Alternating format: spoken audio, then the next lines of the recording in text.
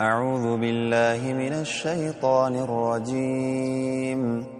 بسم الله الرحمن الرحيم. الحمد لله الذي أنزل على عبده الكتاب ولم يجعل له عوجا قيما لينذر بأسا شديدا من لدنه ويبشر المؤمنين الذين يعملون الصالحات أن لهم أجرا حسنا ماكثين فيه أبدا وينذر الذين قالوا اتخذ الله ولدا ما لهم به من علم ولا لآبائهم كبرت كلمة تخرج من أفواههم إن يقولون إلا كذبا فلعلك باخع نفسك على آثارهم إن لم يؤمنوا بهذا الحديث أسفا إنا جعلنا ما على الأرض زينة لها لنبلوهم أيهم أحسن عملا وإنا لجاعلون ما عليها صعيدا جرزا أم حسبت أن أصحاب الكهف والرقيم كانوا من آياتنا عجبا إذ أوى الفتية إلى الكهف فقالوا ربنا آتنا من لدنك رحمة وهيئ لنا من أمرنا رشدا فضربنا على آذانهم في الكهف سنين عددا ثم بعثناهم لنعلم أي الحزبين أحصى لما لبثوا أمدا نحن نقص عليك نبأهم بالحق إنهم فتية آمنوا بربهم وزدناهم هدى وربطنا على قلوبهم إذ قاموا فقالوا ربنا رب السماوات والأرض لن ندعو من دونه إلها لقد قلنا إذا شططا هؤلاء قومنا اتخذوا من دونه آلهة لولا يأتون عليهم بسلطان بين فمن أظلم ممن افترى على الله كذبا وإذ اعتزلتموهم وما يعبدون إلا الله فأووا إلى الكهف ينشر لكم ربكم من رحمته ويهيئ لكم من أمركم مرفقا وترى الشمس إذا طلعت تزاور عن كهفهم ذات اليمين وإذا غربت تقرضهم ذات الشمال وهم في فجوة منه ذلك من آيات الله من يهد الله فهو المهتد ومن يضلل فلن تجد له وليا مرشدا وتحسبهم أيقاظا وهم رقود ونقلبهم ذات اليمين وذات الشمال وكلبهم باسط ذراعيه بالوصيد لو اطلعت عليهم لوليت منهم فرارا ولملئت منهم رعبا وكذلك بعثناهم ليتساءلوا بينهم قال قائل منهم كم لبثتم قالوا لبثنا يوما أو بعض يوم قالوا ربكم أعلم بما لبثتم فابعثوا أحدكم بورقكم هذه إلى المدينة فلينظر أيها أزكى طعاما فليأتكم برزق منه وليتلطف ولا يشعرن بكم أحدا إنهم إن يظهروا عليكم يرجموكم أو يعيدوكم في ملتهم أو يعيدوكم في ملتهم ولن تفلحوا إذن أبدا. وكذلك أعثرنا عليهم ليعلموا أن وعد الله حق وأن الساعة لا ريب فيها إذ يتنازعون بينهم أمرهم فقالوا ابنوا عليهم بنيانا ربهم أعلم بهم. قال الذين غلبوا على أمرهم لنتخذن عليهم مسجدا. سيقولون 3 رابعهم كلبهم ويقولون 5 سادسهم كلبهم رجما بالغيب ويقولون 7 وثامنهم كلبهم قل ربي أعلم بعدتهم ما يعلمهم إلا قليل. فلا تمار فيهم إلا مراء ظاهرا ولا تستفت فيهم منهم أحدا. ولا تقولن لشيء إني فاعل ذلك غدا إلا أن يشاء الله. واذكر ربك إذا نسيت وقل عسى أن يهديني ربي لأقرب من هذا رشدا. ولبثوا في كهفهم 300 سنين وازدادوا 9. قل الله أعلم بما لبثوا له غيب السماوات والأرض أبصر به وأسمع ما لهم من دونه من ولي ولا يشرك في حكمه أحدا. واتل ما أوحي إليك من كتاب ربك لا مبدل لكلماته ولن تجد من دونه ملتحدا. واصبر نفسك مع الذين يدعون ربهم بالغداة والعشي يريدون وجهه ولا تعد عيناك عنهم تريد زينة الحياة الدنيا. ولا تطع من أغفلنا قلبه عن ذكرنا واتبع هواه وكان أمره فرطا. وقل الحق من ربكم فمن شاء فليؤمن ومن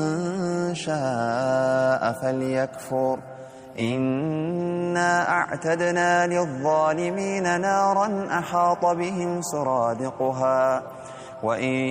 يستغيثوا يغاثوا بماء كالمهل يشوي الوجوه بئس الشراب وساءت مرتفقا. إن الذين آمنوا وعملوا الصالحات إنا لا نضيع أجر من أحسن عملا. أولئك لهم جنات عدن تجري من تحتهم الأنهار يحلون فيها من أساور من ذهب ويلبسون ثيابا خضرا من سندس واستبرق متكئين فيها على الأرائك نعم الثواب وحسنت مرتفقا. واضرب لهم مثل الرجلين جعلنا لأحدهما جنتين من أعناب وحففناهما بنخل وجعلنا بينهما زرعا كلتا الجنتين آتت أكلها ولم تظلم منه شيئا وفجرنا خلالهما نهرا وكان له ثمر فقال لصاحبه وهو يحاور أنا أكثر منك مالا وأعز نفرا ودخل جنته وهو ظالم لنفسه قال ما أظن أن تبيد هذه أبدا وما أظن الساعة قائمة ولئن رددت إلى ربي لأجدن خيرا منها منقلبا قال له صاحبه وهو يحاوره أكفرت بالذي خلقك من تراب ثم من نطفة ثم سواك رجلا لكنه الله ربي ولا أشرك بربي أحدا ولولا إذ دخلت جنتك قلت ما شاء الله لا قوة إلا بالله إن ترني أنا أقل منك مالا وولدا فعسى ربي أن يؤتيني خيرا من جنتك ويرسل عليها حسبانا من السماء فتصبح صعيدا زلقا أو يصبح ماؤها غورا فلن تستطيع له طلبا وأحيط بثمره فأصبح يقلب كفيه على ما أنفق فيها وهي خاوية على عروشها ويقول يا ليتني لم أشرك بربي أحدا ولم تكن له فئة ينصرونه من دون الله وما كان منتصرا هنالك الولاية لله الحق هو خير ثوابا وخير عقبا واضرب لهم مثل الحياة الدنيا كماء أنزلناه من السماء فاختلط به نبات الأرض فأصبح هشيما تذروه الرياح وكان الله على كل شيء مقتدرا المال والبنون زينة الحياة الدنيا والباقيات الصالحات خير عند ربك ثوابا وخير أملا ويوم نسير الجبال وترى الأرض بارزة وحشرناهم فلم نغادر منهم أحدا وعرضوا على ربك صفا لقد جئتمونا كما خلقناكم أول مرة بل زعمتم أن لن نجعل لكم موعدا ووضع الكتاب فترى المجرمين مشفقين مما فيه ويقولون يا ويلتنا ما لهذا الكتاب لا يغادر صغيرة ولا كبيرة إلا أحصاها ووجدوا ما عملوا حاضرا ولا يظلم ربك أحدا وإذ قلنا للملائكة اسجدوا لآدم فسجدوا إلا إبليس كان من الجن ففسق عن أمر ربه أفتتخذونه وذريته أولياء من دوني وهم لكم عدو بئس للظالمين بدلا ما أشهدتهم خلق السماوات والأرض ولا خلق أنفسهم وما كنت متخذ المضلين عضدا ويوم يقول نادوا شركائي الذين زعمتم فدعوهم فلم يستجيبوا لهم وجعلنا بينهم موبقا ورأى المجرمون النار فظنوا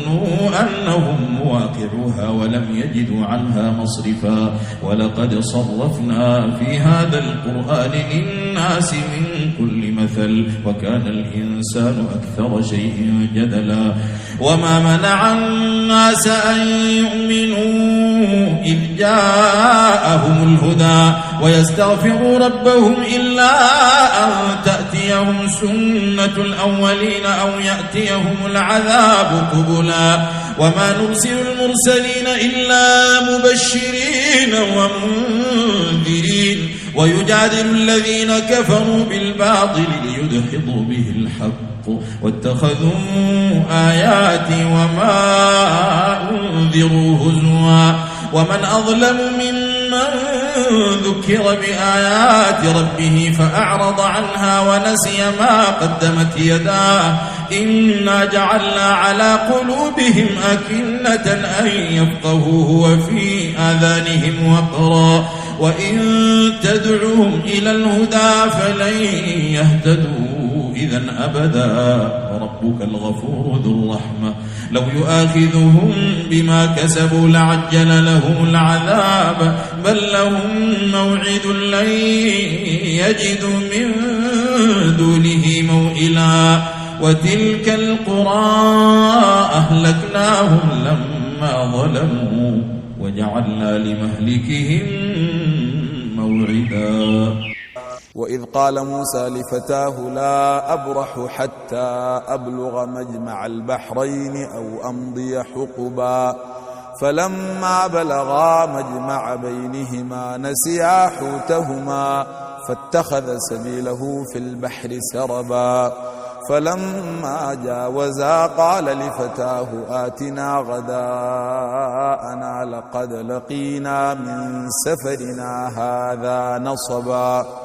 قال أرأيت إذ أوينا إلى الصخرة فإني نسيت الحوت وما أنسانيه إلا الشيطان أن أذكره واتخذ سبيله في البحر عجبا قال ذلك ما كنا نبغي فارتدا على آثارهما قصصا فوجدا عبدا من عبادنا آتيناه رحمة من عندنا وعلمناه من لدنا علما قال له موسى هل أتبعك على أن تعلمني مما علمت رشدا قال إنك لن تستطيع معي صبرا وكيف تصبر على ما لم تحط به خبرا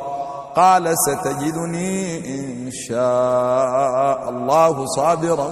ولا أعصي لك أمرا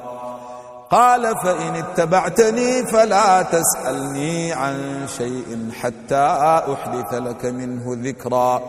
فانطلقا حتى إذا ركبا في السفينة خرقها قال أخرقتها لتغرق أهلها لقد جئت شيئا إمرا قال ألم أقل إنك لن تستطيع معي صبرا قال لا تؤاخذني بما نسيت ولا ترهقني من أمري عسرا فانطلقا حتى إذا لقيا غلاما فقتله قال أقتلت نفسا زاكية بغير نفس لقد جئت شيئا نكرا قال ألم أقل لك إنك لن تستطيع معي صبرا قال إن سألتك عن شيء بعدها فلا تصاحبني قد بلغت من لدني عذرا فانطلقا حتى إذا أتيا أهل قرية استطعما أهلها فأبوا أن يضيفوهما فوجدا فيها جدارا يريد أن ينقض فأقامه قال لو شئت لتخذت عليه أجرا قال هذا فراق بيني وبينك سأنبئك بتأويل ما لم تستطع عليه صبرا أما السفينة فكانت لمساكين يعملون في البحر فأردت أن أعيبها وكان وراءهم ملك يأخذ كل سفينة غصبا وأما الغلام فكان أبواه مؤمنين فخشينا أن يرهقهما طغيانا وكفرا فأردنا أن يبدلهما ربهما خيرا منه زكاة وأقرب رحما وأما الغلام فكان أبواه مؤمنين فخشينا أن يرهقهما طغيانا وكفرا فأردنا أن يبدلهما ربهما خيرا منه زكاة وأقرب رحما وأما الجدار فكان لغلامين يتيمين في المدينة وكان تحته كنز لهما وكان أبوهما صالحا فأراد ربك أن يبلغا أشدهما ويستخرجا كنزهما رحمة من ربك وما فعلته عن أمري ذلك تأويل ما لم تسطع عليه صبرا ويسألونك عن ذي القرنين قل سأتلو عليكم منه ذكرا إنا مكنا له في الأرض وآتيناه من كل شيء سببا فاتبع سببا حتى إذا بلغ مغرب الشمس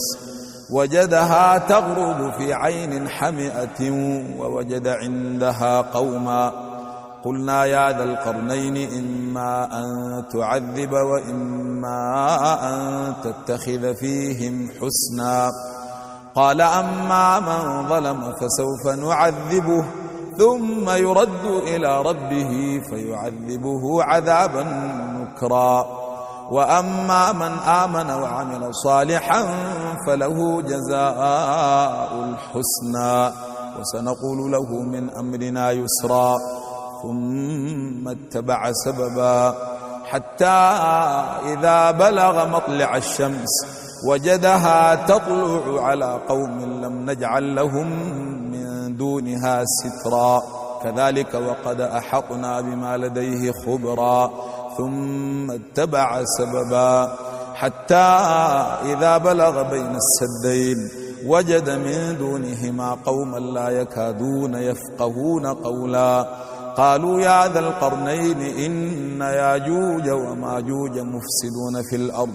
فهل نجعل لك خرجا على أن تجعل بيننا وبينهم سدا قال ما مكني فيه ربي خير فأعينوني بقوة أجعل بينكم وبينهم ردما آتوني زبر الحديد حتى إذا ساوى بين الصدفين قال انفخوا حتى إذا جعله نارا قال آتوني أفرغ عليه قطرا فما استطاعوا أن يظهروه وما استطاعوا له نقبا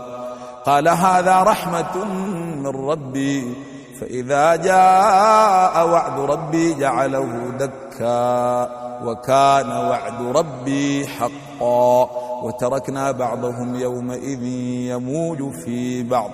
ونفخ في الصور فجمعناهم جمعا وعرضنا جهنم يومئذ للكافرين عرضا الذين كانت أعينهم في غطاء عن ذكري وكانوا لا يستطيعون سمعا أفحسب الذين كفروا أن يتخذوا عبادي من دوني أولياء إنا أعتدنا جهنم للكافرين نزلا قل هل ننبئكم بالأخسرين أعمالا الذين ضل سعيهم في الحياة الدنيا وهم يحسبون أنهم يحسنون صنعا أولئك الذين كفروا بآيات ربهم ولقائه فحبطت أعمالهم فلا نقيم لهم يوم القيامة وزنا ذلك جزاؤهم جهنم بما كفروا واتخذوا آياتي ورسلي هزؤا إن الذين آمنوا وعملوا الصالحات كانت لهم جنات الفردوس نزلا خالدين فيها لا يبغون عنها حولا قل لو كان البحر مدادا لكلمات ربي لنفد البحر قبل أن تنفد كلمات ربي ولو جئنا بمثله مددا قل إنما أنا بشر مثلكم يوحى إلي أنما إلهكم إله واحد فمن كان يرجو لقاء ربه فليعمل عملا صالحا ولا يشرك بعبادة ربه أحدا صدق الله العظيم.